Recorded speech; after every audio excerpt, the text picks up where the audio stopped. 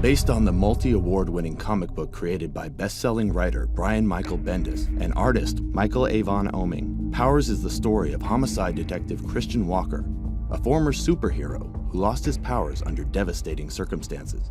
Haunted by his past, Walker now investigates Powers-related crimes with his fellow officers in LA's Powers Division, all while trying to come to terms with being ordinary. Your real name is Walker. Like as in one who walks because he can't fly anymore.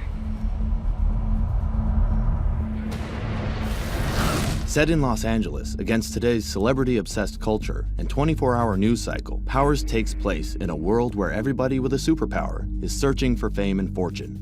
So if you live in a universe where the standard of greatness is you can fly, it's easy to see where those would be, venues to becoming famous. And the thing that superheroes often don't have, because they are, by definition, superhuman, they're often physically invulnerable. But in this show, they have all the vices and virtues of regular mortal beings.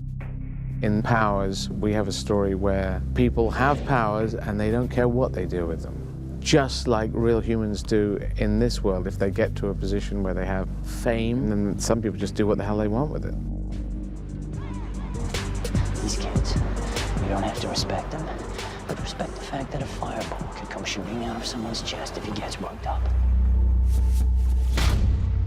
As with any great comic, the story of Powers begins with a great origin story.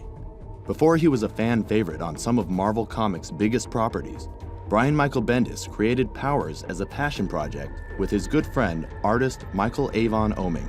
The early issues of Powers, it's just us. I lettered the book.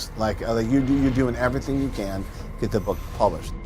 When my son was just born and I needed to bring in some extra income, so I chose a job where I could still continue to get away with drawing, kind of like when I was in high school. So the first couple of issues was actually drawn in a security guard booth in the middle of the night, in the middle of a giant sea of cars.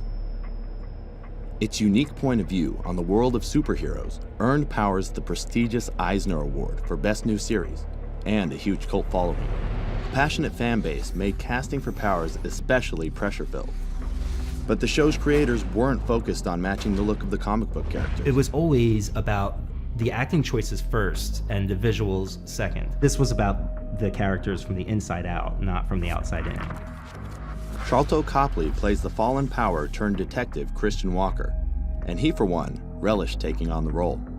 Walker is a guy who used to have superpowers and lost them, and he's now a cop working at a police unit called Powers Division, which is responsible for, in as much as they can, policing the behavior of Powers in the universe. And this guy, when he had his powers, he was a bit of an asshole.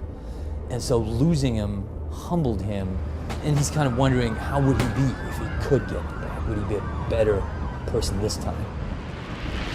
What the hell was that? Unlock the car. What did he mean? Powers! Okay? He has my powers! Walker is accompanied by his hard-hitting partner, Deena Pilgrim, played by Susan Heyward.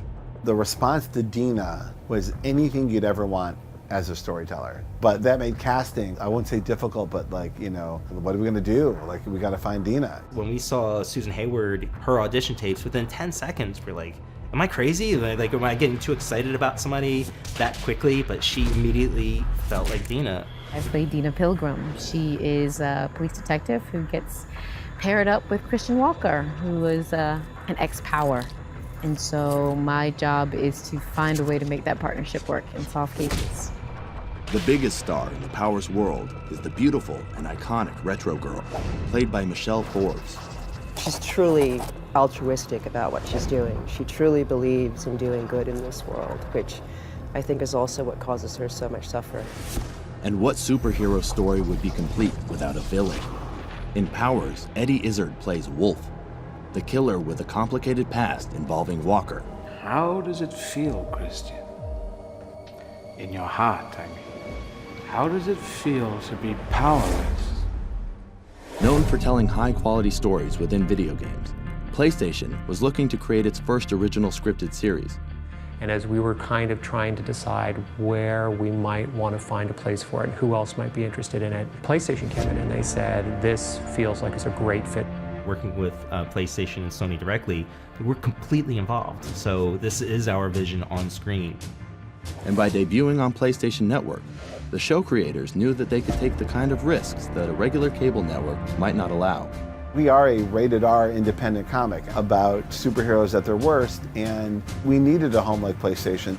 The fact that it's on PlayStation hasn't affected how they make the show. If anything, it's given us more license to kind of make the show a little more gritty, a little darker. The immense scale of the show's production rivals anything you'll see on TV. The scale of the physical production in the show is epic. Fans of the Powers comic should keep an eye out for Oeming's art, along with that of other famous comic book creators seated throughout the background of the show and in the props. There's such a richness and such a wealth of material there, and such interesting characters. And I think they've been able to draw on all of that, and at the same time create something completely new out of it. Every detail serves to enrich the story and the characters. In this world, not everyone has power, or even wants it, but everyone is affected by it. When I originally pitched the show, I told people exactly where this thing was going, so I can close my eyes, I can see very clearly, you know, who's left standing. Fair warning, everybody, I'm not a happy ending guy.